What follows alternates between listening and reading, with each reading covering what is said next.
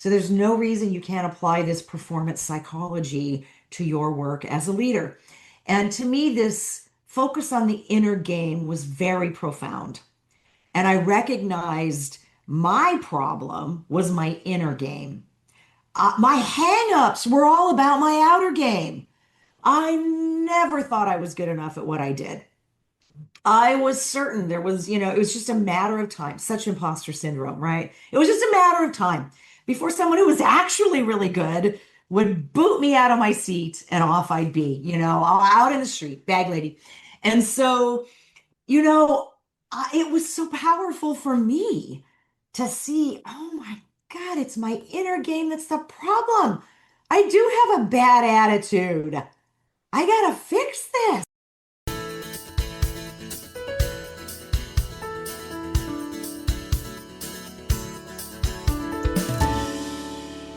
Hello, and welcome to episode 288 of the Quiet and Strong podcast, especially for introverts. I'm your host, David Hall, and the creator of quietandstrong.com. This is a weekly podcast dedicated to understanding the strengths and needs of introverts, along with strategies for success. Introversion is not something to fix, but to be embraced. Normally, we will air each episode on a Monday. Be sure to subscribe on your favorite platform, leave a review or a rating. That would mean a lot to me and help others find the show. Tell a friend about the podcast and help get the word out there that introversion is a beautiful thing.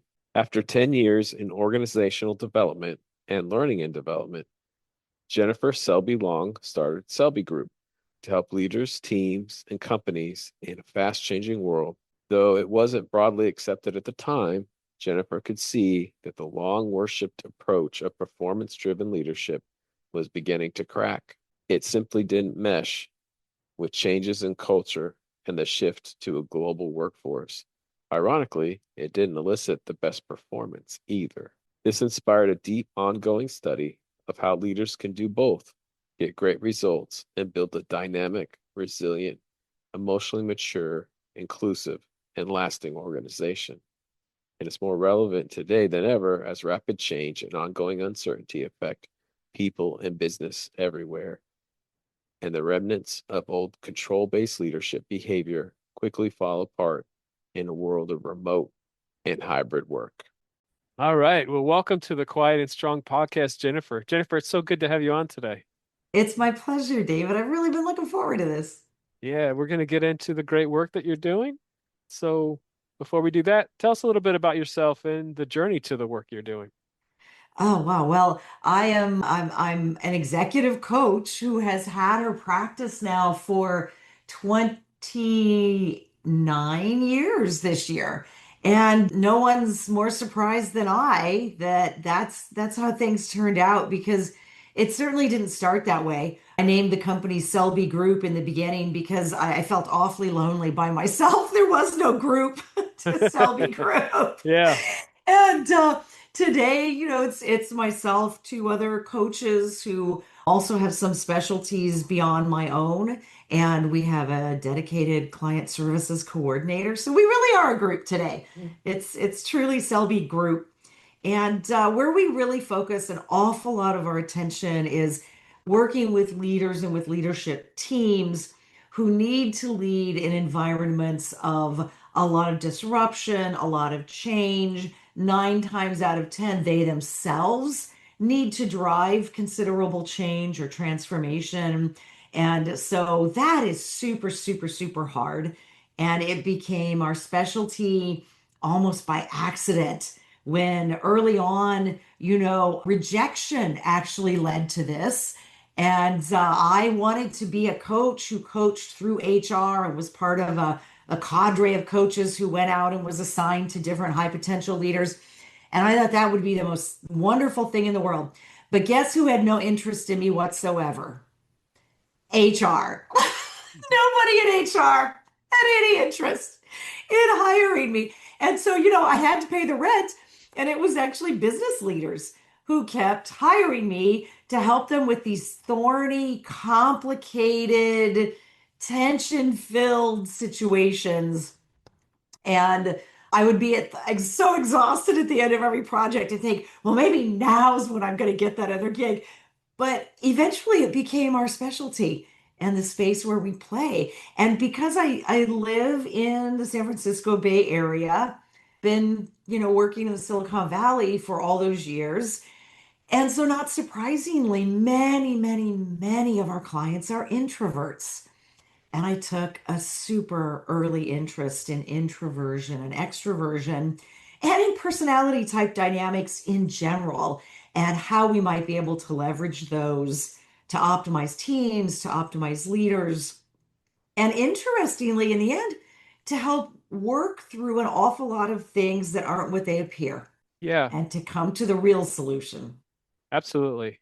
And so we had a chat before this not too long Yeah. ago, and I was so excited to learn about your expertise in personality type. And you are an extrovert. We do allow a few extroverts on the show. I'm honored. But especially when they have such a solid understanding of the gifts of introverts and the gifts of extroverts, and that neither is good or bad. So Mhm. I normally ask introverts, what are your strengths as an introvert? So I'm going to ask you both, Yeah. what are your strengths as an extrovert? And what strengths, there's many for introverts and extroverts, but what strengths are some of the common strengths that you see in the Yeah. introverts that you work with? Okay, so I think that it's a super interesting question, and my answer is going to be just a little bit of a reframe around it in the sense that what we tend to see with introverts and extroverts are patterns of behavior, and we absolutely see patterns of thought. And so, is that pattern a strength or is that pattern a weakness? The answer is always it depends. Every single one of these things can be a double-edged sword. The right tool used for the right job is an incredible strength. The right tool used for the wrong job, wrong tool for the job, that strength winds up being overused and actually not helpful for that leader or for that team member. And so when I think about the sort of typical patterns or what do extroverts tend to lean on and feel are our strengths, it is often that we are pretty fast on our feet. We can be thrown into a situation and all kinds of random crap comes up, and we're just going, "Oh, new stimulation in the environment. What is this? Let's work with it." And so that certainly has its advantages. I think that extroverts tend to be comfortable in many business environments. I don't give credit to extroverts for that. I give credit to that to American business culture, which tends to be a little biased toward extroverts, except in tech. Tech tends to be a little more biased toward introverts. And so I think extroverts, in the same way that, anyone in an environment where there's bias in their favor, you're going to go in and probably feel more at ease there and not even be aware that you feel more at ease than others. And so I think that in those business environments, extroverts tend to come in and feel pretty comfortable. Those are a couple biggies. When I look at introversion, there is something that I consider to be such a strength, but I'm also going to talk about the double-edged sword of it. And it's that what we see, it's early days in neuroscience. Don't let anybody kid you into thinking neuroscience is some mature science like, I don't know, biology that's been around and studied for millennia. The neuroscience is new and it's growing fast. And one of the things that neuroscientists are showing us is that if someone has this preference for introversion, we call it a preference or style that comes naturally, that stimulus data, it comes into the brain and it gets processed in a portion of the brain that's taking in that data, and then something comes out of the mouth. For the extrovert, the stimulus comes in, but the processing is done through speech, through verbalization. And so when we think about that pattern or habit of the introvert, that can often be a tremendous strength is that extra processing time. You're going to love this. Makes everyone think the introvert is smarter. There was even a study a number of years ago. I can't tell you if it's been replicated, but it really stuck with me because the people who were the being observed in the study weren't who they said they were. They were I don't know, drama majors or actors or something. And so they essentially conveyed the same message, but once in the style of an introvert and once in the style of an extrovert. And the observers were asked to say, what they thought the IQ was of each of these people they just heard speak. And they guessed their IQ. And the consistent pattern they found was when the introvert was speaking, or the alleged introvert, I guess we could say, they gauged the IQ to be higher. And so it's a pattern. It is a strength in the sense that people will think you're smarter, will give you the benefit of the doubt on IQ. Now, where does it get a little risky for you as an introvert? I will say very much it's in these environments in which that stimulus comes at you and it came out of nowhere, and you want a moment to process it. I dare say many introverts feel it is their moral and ethical duty to take a moment to process it and not just blurt something out. But then the meeting charges ahead of you and you process it, and then it comes to you later. And now, in many ways, the moment has passed. The other people in the room are jarred by wanting to go back. They're going, wait, the topic from what was that? Huh? And so I think there's where there's this wonderful pattern. And it's a question of saying, where is this pattern helping me? And where do I need to just try a slightly different behavior? As a leader, it's even in terms of how do you create spaces and dynamics in which you're leveraging the natural style of both the extroverts and the introverts, because you never really want to design your communication for one or the other. In that regard, you're not getting everything out of the team that you could, right? You're not optimizing for the team. And so we can talk about that as well if you'd like. How the heck do you optimize for both introverts and extroverts? Yeah, that's a very good question because most of our Mhm. teams are made up of introverts and extroverts. Sure, sure, absolutely. So there are several things to keep in mind. One is if you find that it feels like there's a lot of politics on your team, what you may have is not politics at all, but something very, very simple, which that is that different extrovert introvert dynamic. Let me give you an example. Extrovert, something comes up right before a meeting. They go, team's got to talk about this. Boom, they bring it right into the meeting. All right. Extroverts on the team are going, holy cow, boom, we got to talk about this. We got to decide on this right now. And that may be true in certain professions, in certain environments. Yeah, you got no choice. You got to do it now. You'd be crazy to wait. But for 99% of conversations, you don't actually have to finish it right that moment.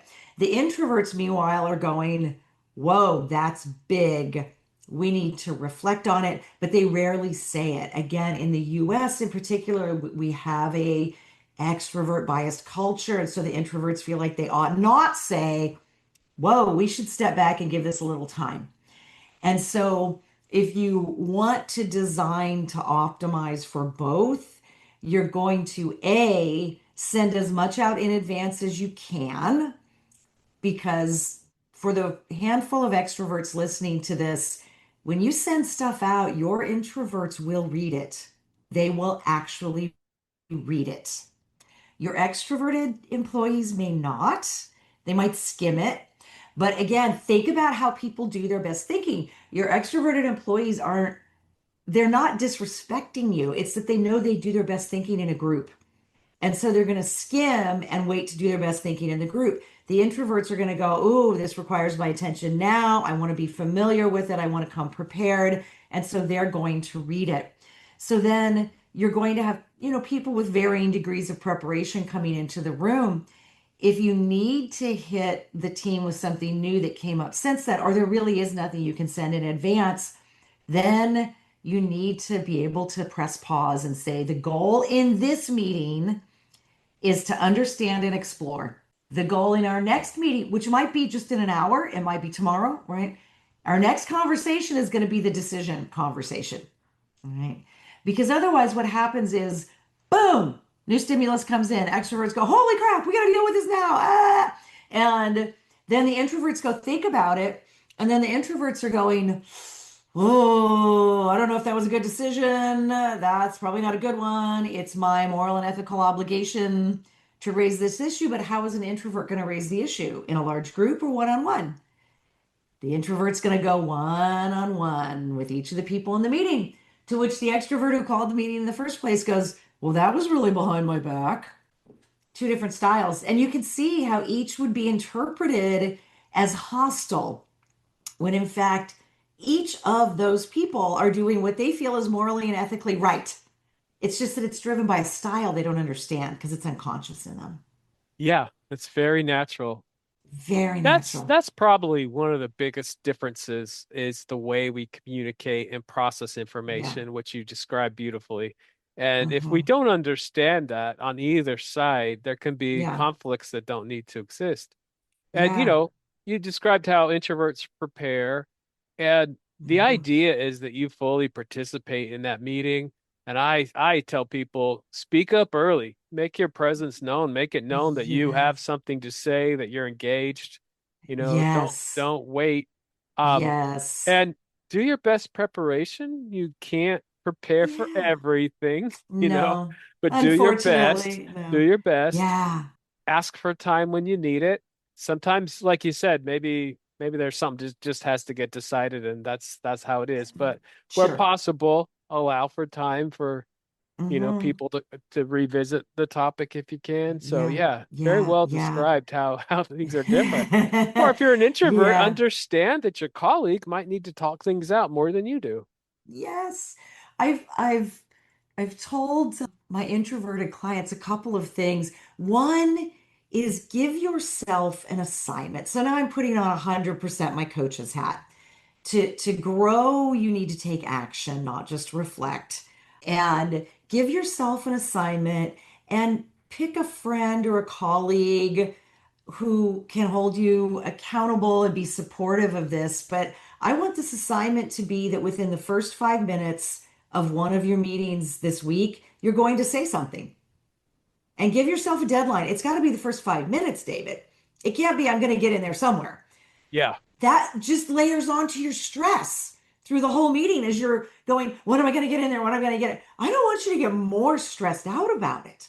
I really want you to go in there and say, my fun target for myself, for my own growth, for me to contribute more is at the by the 5 minute mark, I'm saying something.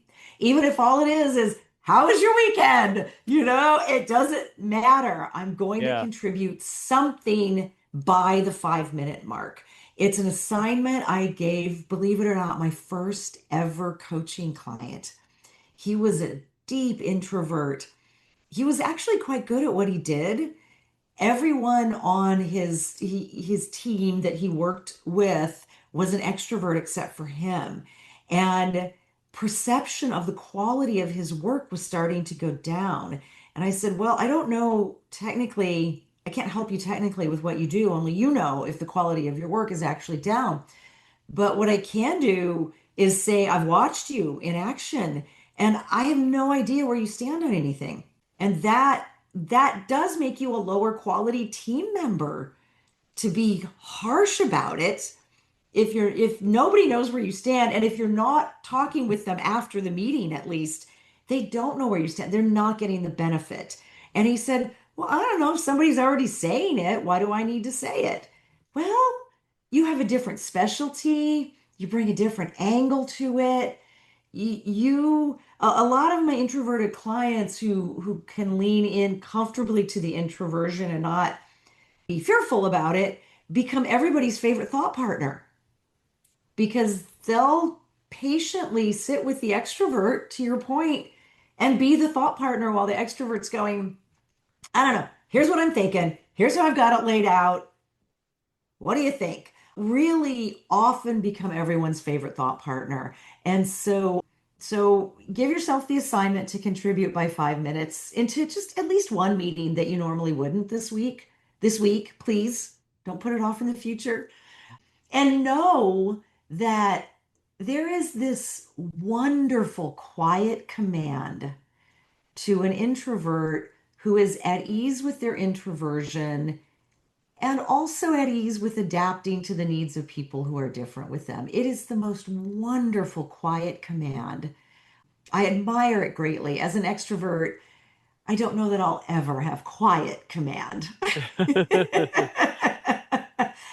And it really is wonderful. It really is just so wonderful to see. Yeah. And I can only imagine you talked about a team that only had one introvert. If Hmm. that person's not careful, they can be very misunderstood if they're thinking Oh, and yeah. processing while everyone else is talking, Yes. so you can build a reputation that you are engaged, that you have great ideas, that you have great thoughts, and you just got to do Yeah. it. I've heard people give advice to wait till the end. I'm like, oh no, No, no, no, that's no, not going to no. work. No, no, no, no, because people need you when they need you. Yep. They need you when they need you. They So just do. yeah, do your They best just preparation do. ahead of time. You Yeah. can't prepare for Do your everything best. like we said. Yeah. So Jennifer, you were Yeah. talking about your coaching hat. Let's talk about that. Like, how did you decide to become a coach, and what's the benefit of working with the coach? Oh gosh. Well, I really fell in love with coaching when it hardly existed. Bearing in mind I had an entire career before I started this business 28, 9 years ago. And I just fell in love with it because, once again, hilariously, me in HR, I was an organizational development manager, and so I was tasked with analyzing the organization with leaders and helping them determine their gaps, assess where they needed skill development. How might you best fill that gap? What's the way that's going to give you the most bang for your buck? Loved it. And my boss said to me, he was really one of the most wonderful bosses I've ever had because he was so forthcoming. He said, you're my successor. I've been in this role a while. I need to be able to move on to my next role, but you aren't ready because HR people don't like working with you.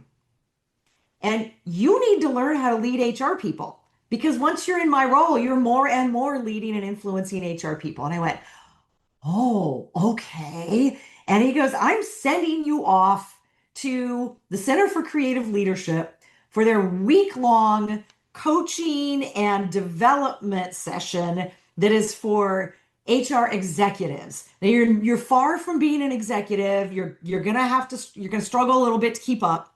You'll be the only one in the room who isn't. But I really want you to work with top HR people for a week and really talk with them and understand what makes them tick and understand how they lead HR teams because you have to close this gap, right? Like you're great at everything you do, but HR people don't like working with you. Okay. Clarity. And so off I went. And so my first coach happened to be Dr. Roberta Kraus, who is the director, the head of the Center for Sports Psychology. She's a sports psych who coached top athletes. So athletes who went from no medal to gold medal after they worked with her. And, I was like a sponge. I picked up every technique she taught. To this day, we still have a ton of sports psych in our practice because her belief was very clearly, you all have the same brain, you all have the same nervous system. Whether you're a leader who wants top performance or you're an athlete who wants top performance. So there's no reason you can't apply this performance psychology to your work as a leader. And to me, this focus on the inner game was very profound. And I recognized my problem was my inner game. My hang-ups were all about my outer game. I never thought I was good enough at what I did. I was certain it was just a matter of time. Such imposter syndrome, right? It was just a matter of time before someone who was actually really good would boot me out of my seat and off I'd be, out in the street, bag lady. And so you know, it was so powerful for me to see, oh my God, it's my inner game that's the problem. I do have a bad attitude. I gotta fix this. And it was so profound that, at that point, I was coaching people in the organization that I worked for.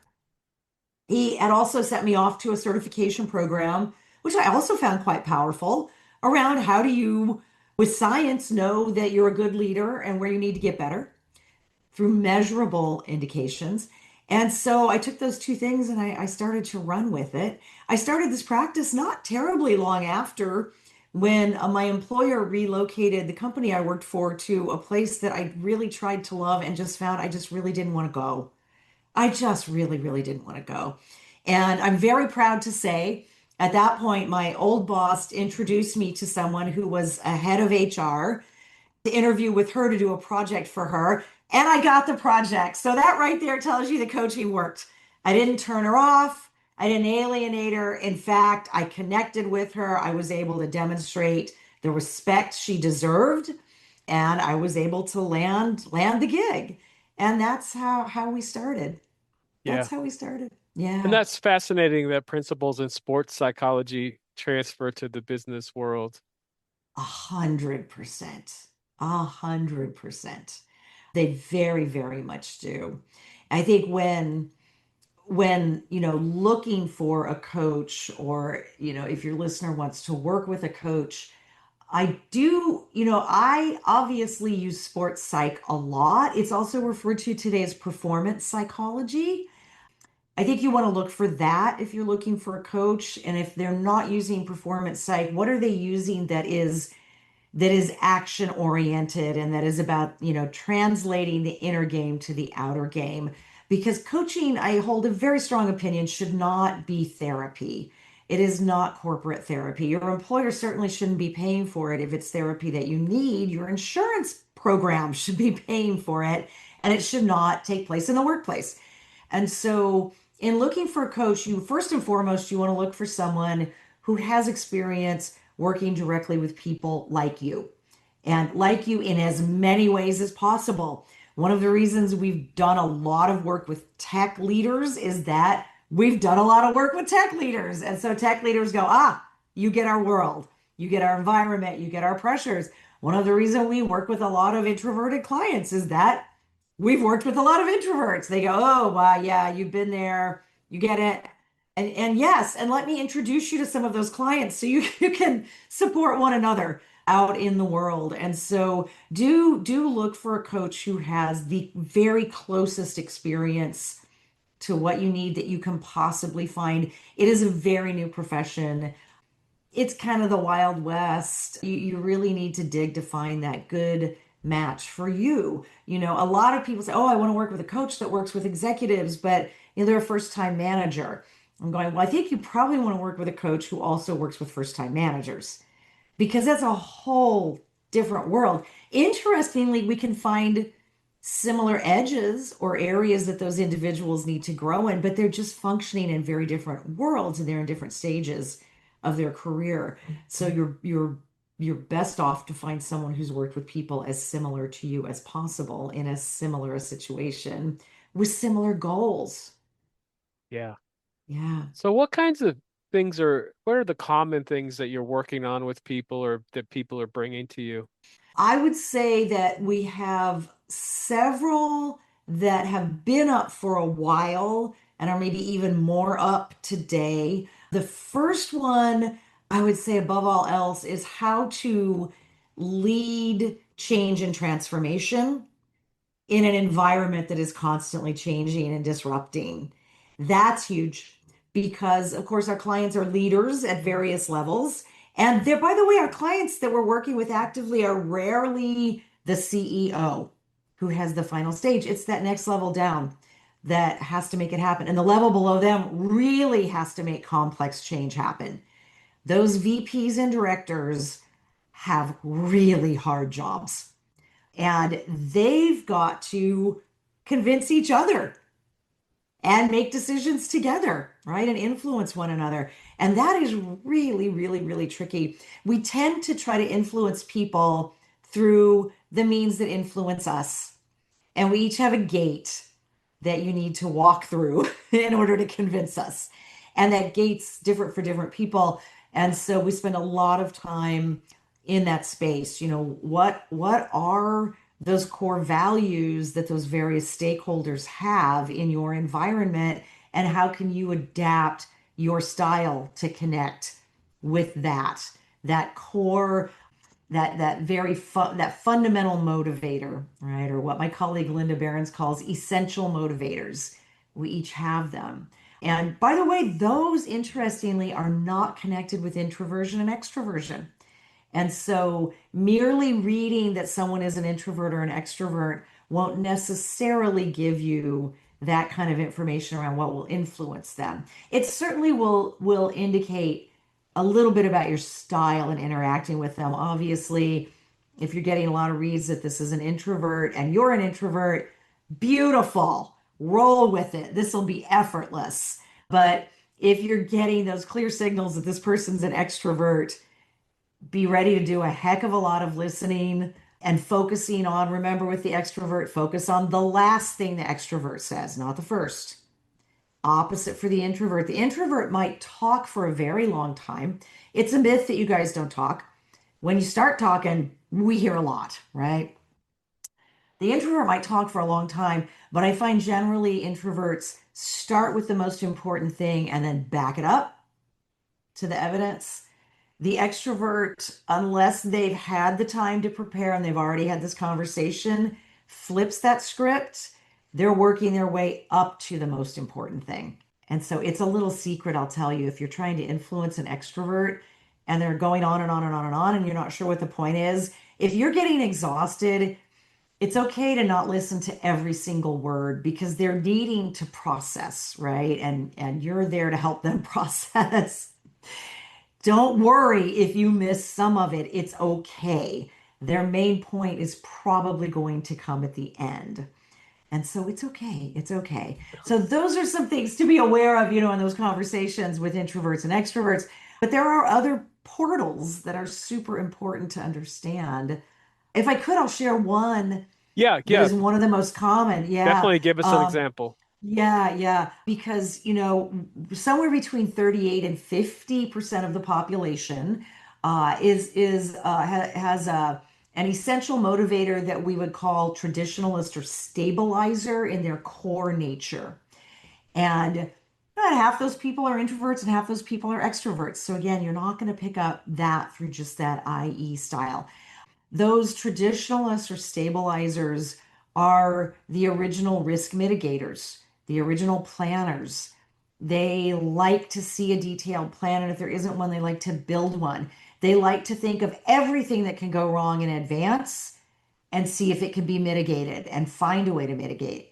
They have memories that blow my mind because if you say, I think we might try, doing A, they'll go, yeah, tried that in 2018. I believe the launch was April 13th, and these are the five things that went wrong. And here's the data to back it up. Just the classic memory like an elephant. The bigger the organization you're in, the more traditionalists you have. So that's where it's going to be closer to 50%.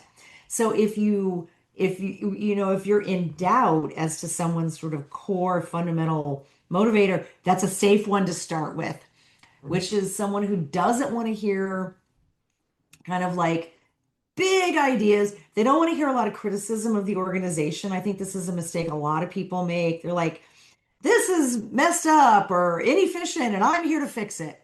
I'm hired from this other company because you want me to do here what I did there. No, no. You're hired from the other company because we're assuming you figured things out there and you can figure things out here, but things won't be identical here. And so really respecting what came before is extremely important, even if it needs to change. Really listening. I think a lot of times the traditionalists get stereotyped the same way introverts get stereotyped as resistors of change. They're risk managers. That's very different.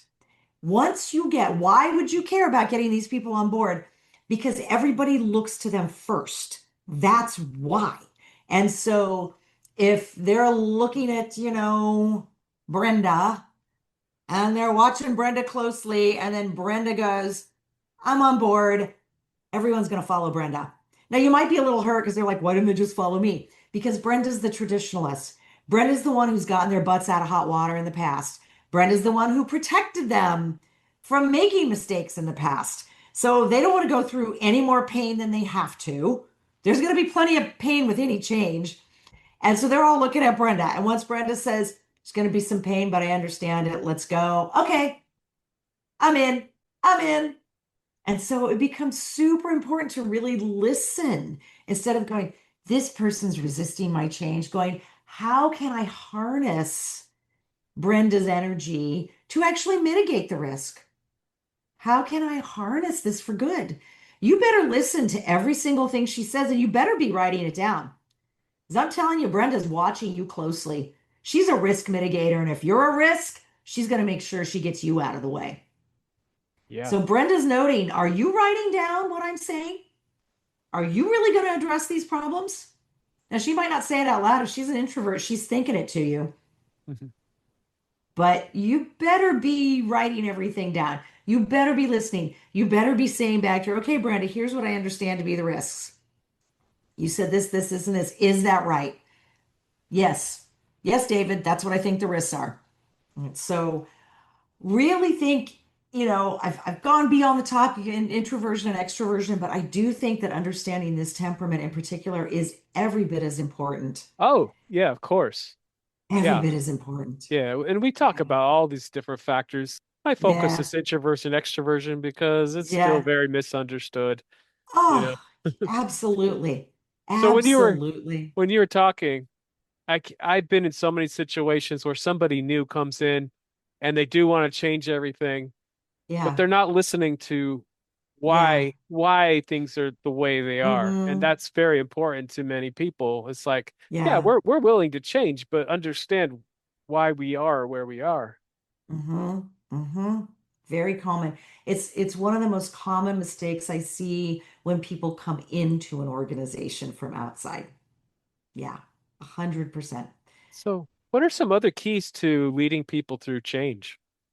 Oh gosh. So one important thing that I think is underrated, and yet in my practice I see it, and we even have some evidence from some research out there, which is when you're leading change, there's a lot of, you're introducing unpredictability into the environment. Humans need a certain degree of predictability. Even you, as the change agent, need a certain degree of predictability. You may not realize that you're working from a place of more predictability because you've done something like this before. All right. You're introducing more unpredictability. So it is extremely important for you to be personally predictable. And by this, I mean be consistent in who you are.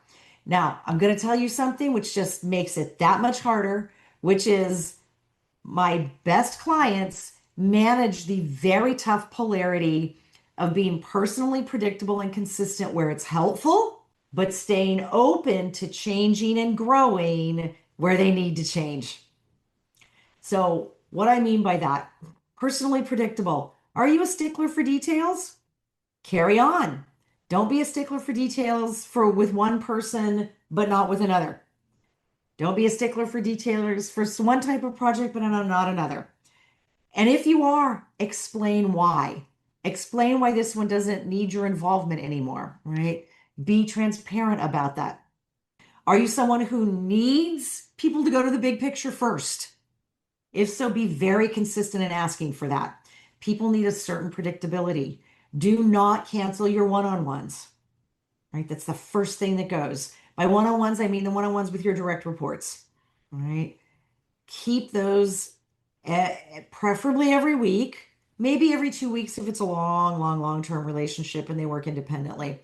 But keep your one-on-ones. Be steady and consistent. Be sure to ask the same questions every time. Don't just get to work on projects.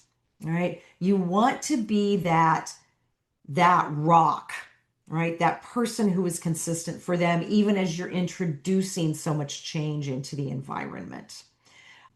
It's very easy as a leader of change to get into your own echo chamber the higher up you go, because there's not much incentive for people to tell you the hard truth. It's one of the reason coaches exist, right? We're funneling in the hard truth. And so find ways that you can get the hard truth coming back up to you for how this is actually going. How are people responding? face the hard truths about yourself. The inner game, the 6 inches between our ears, is often the biggest barrier to effective leadership. And so, what is your inner game? What is your own relationship with change? What is your own relationship with your own growth? How do you feel about the things where you're getting feedback you need to grow or change? Are you resisting that? Are you open to that? And, as you can imagine, working in tech, a lot of our clients are very analytical people. You say self-reflection, they're like, where's the door? Get me out of here. But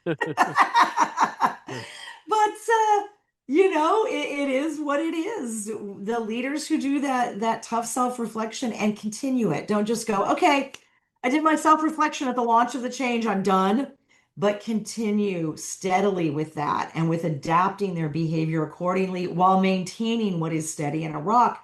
Those are the ones that succeed at leading change. It's them, it's not others. And a lot of people think it's so much about having a good change management plan and a good roadmap, and it is. But if that's all you have, you're probably going to fall short on what I call change leadership, which is keeping people hopeful and productive through significant change. If you're leading software engineers right now, you better be good at change leadership because you just changed their jobs 100% in the last 6 to 8 months. How do you keeping them hopeful and productive? Being able to effectively deal with the massive amount of conflict that goes on between organizations and between people when you have a lot of change. We're not built to be in a lot of endless interpersonal conflict, but there's going to be a lot of conflict. So, how effective are you at managing people through that, at working that out with others?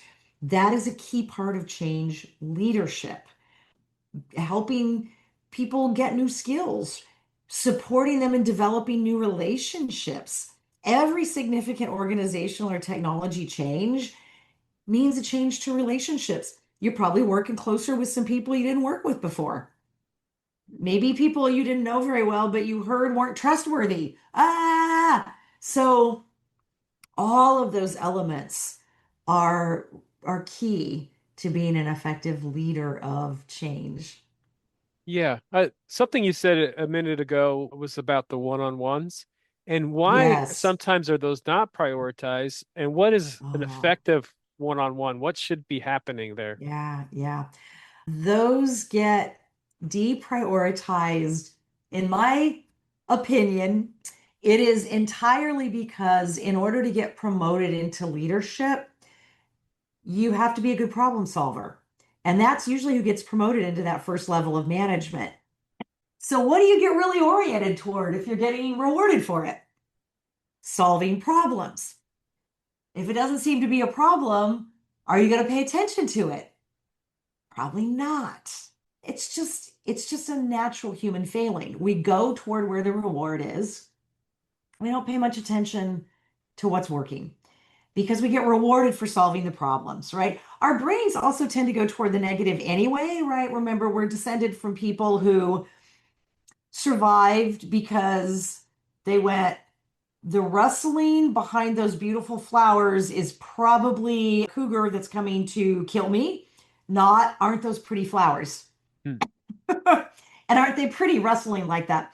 And so we're a little bit hardwired to notice the negative.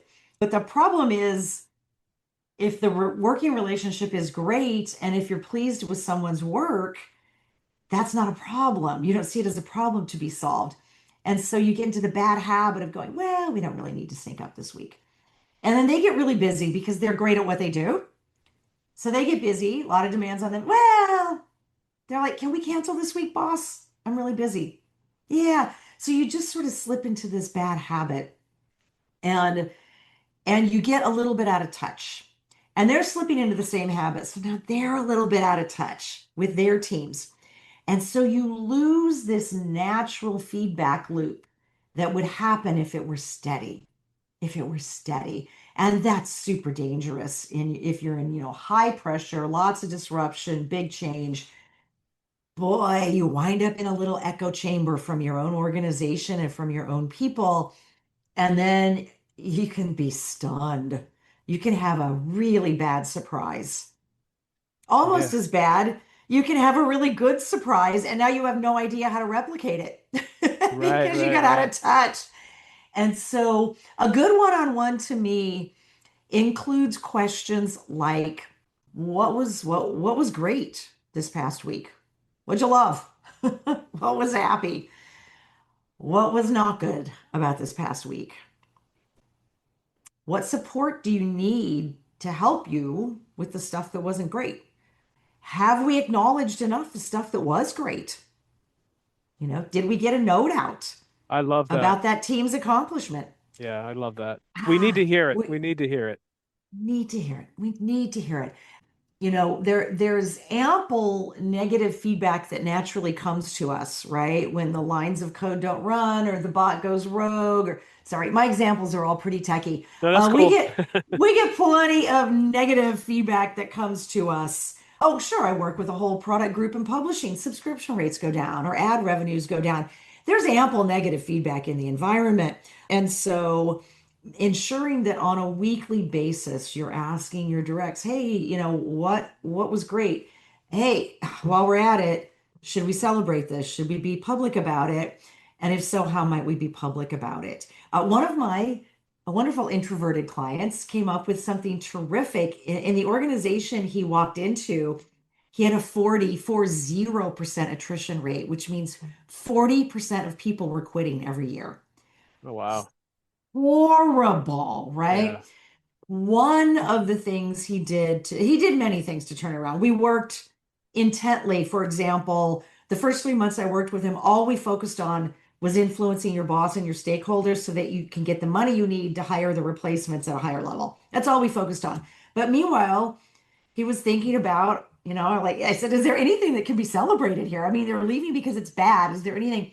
So he came up with this idea of the Friday Five. And I love it. It first just went out to his organization. He'd ask his directs, the VPs, hey, send me something good that happened, an accomplishment to highlight. He picked five and he put them in an email that went out every Friday afternoon at 3 o'clock. The Friday Five. Five great accomplishments of this week, five things to celebrate, five things to commend. Well, this Friday Five got so popular that eventually it went out to the whole company. Everybody wanted to see the Friday Five. I think even seeing someone else's success was encouraging to others, right? It triggers a positive neural network. And so I do think those one-on-ones habitually slip into problem solving around stuff that isn't working. And there's so much value you can unlock in your organization if you don't fall prey to that temptation to spend your time on the thing you do well, which is solving problems and addressing challenges and fighting fires. If you push yourself to the thing you probably don't do as well, which is asking, what did you like about last week? What did you love? What went great? Should we celebrate any of that? What's our commitment to do that? How are we going to do it? You get so much return, and your investment is exactly $0 and 0 cents. But I will admit it's an investment of time, right? And we all feel pressed for Yeah. time. Yeah. So the way that my clients have had the greatest success at implementing this type of approach is they're adamant that those are the first questions in the one-on-one. And then you get to them. You have to get to them. They're the first questions. Yeah, that's great advice there. Do Hey, it first. Jennifer, I have one more question for you. All right. So I'm sure in your world, especially working in tech, I'm sure AI is a topic that comes up about change. What do Yes. you have to say about the change that occurs rapidly with AI? Wow. Wow. So it's a huge question, and I'm going to take it a little bit more down to the individual level here and a little bit less at the leadership level. Because at the leadership level, I would say it's everything I said on steroids. Okay. Right? You have to be that much more aware of your own habits and assumptions and your own relationship with change, or you're going to steer the boat wrong because it's not going to be driven from a self-aware place. So all of that stuff on steroids applies. But at the individual level, I would urge some caution in terms of what we're seeing in terms of cognition and AI, which is Be very, very thoughtful about how you use AI. If you try to use it to do the hard thinking for you, we are seeing that people's capacity to do the hard thinking deteriorates, and it deteriorates fast. This is an important muscle to keep strong. And it is a muscle that, just like a muscle, you got to work out. You want your biceps to be strong. You can't ask AI to exercise your bicep for you. And if you do for a month, you're going to be weaker. And you're going to be noticeably immediately weaker.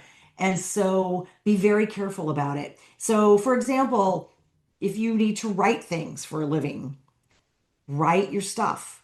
It's really hard. I know I have to write stuff for a living. I hate every minute of it when I have to write it because it's so hard to take everything going on in your brain and put it out there in a way that's going to work for others.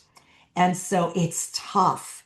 It's so much easier to say, here's a couple of things I'm thinking of. AI, write it for me. But your cognitive abilities will go down if you do that. Sure, if you look at your writing, you go, this is so boring, I'm falling asleep. Then you feed it to the bot and say, can you make this Mhm. more provocative? Or can you make this edgier? Or can you make this more fun-filled? Whatever you want.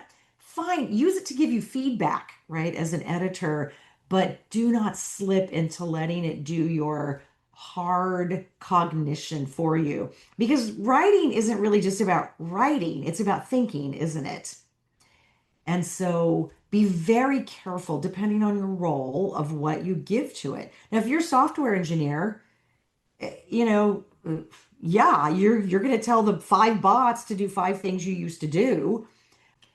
But what is the cognition, the hard cognition that you need to do that the bot can't do? It's usually around complexity.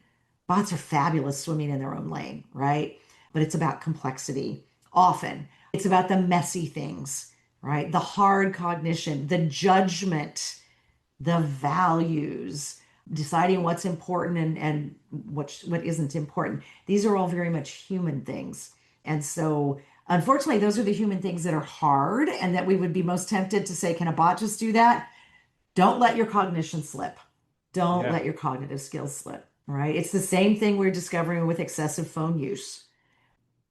Don't even have your phone near you if you can. If you're supporting live ops, I get that that is really tough.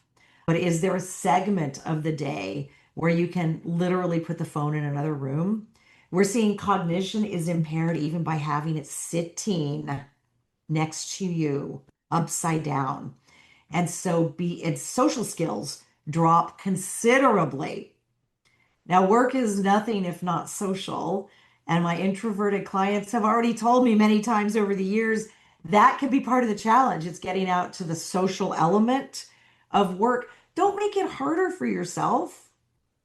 Don't make it harder for yourself by having the phone nearby as a temptation, right? Make it easier for yourself. Set the phone away. Make it easier for yourself in the long run by doing the hard cognitive work and the judgment calls and the analysis that the bot really can't quite do yet. Yeah, Does that absolutely. help? Oh, yeah. So, Great. Jennifer, this has been a wonderful conversation. I could talk to you all day. Um, Oh, thank is there a you. thought you want to leave us with? Oh, gosh. Wow. First, I would just like to say I am just so honored and so thrilled to be on your show because this is one of my most favorite topics in the whole wide world. I've I've conducted a deep study of personality dynamics and type for 33 years now, and I was just so excited when you called to be able to talk about this. So thank you very much. I would like to encourage anyone who wants a lot more resources or who just wants to reach out and book 15 minutes to bend my ear on something, just go to selbygroup.com. Very simple. You'll see I have about 100 blog articles you can search by subject. This podcast is posted there.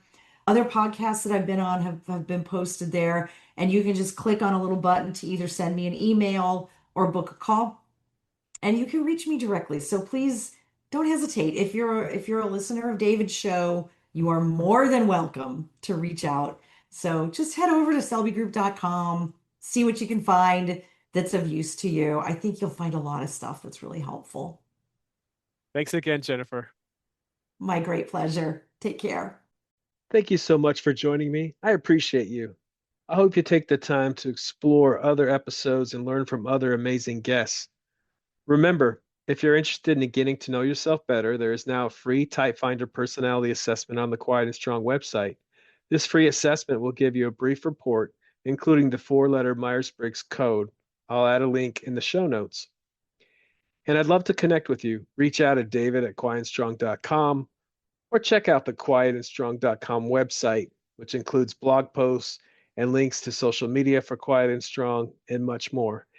Send me topics or guests you would like to see on the show. So many great things about being an introvert, and so we need those to be understood. Get to know your introverted strengths and needs and be strong.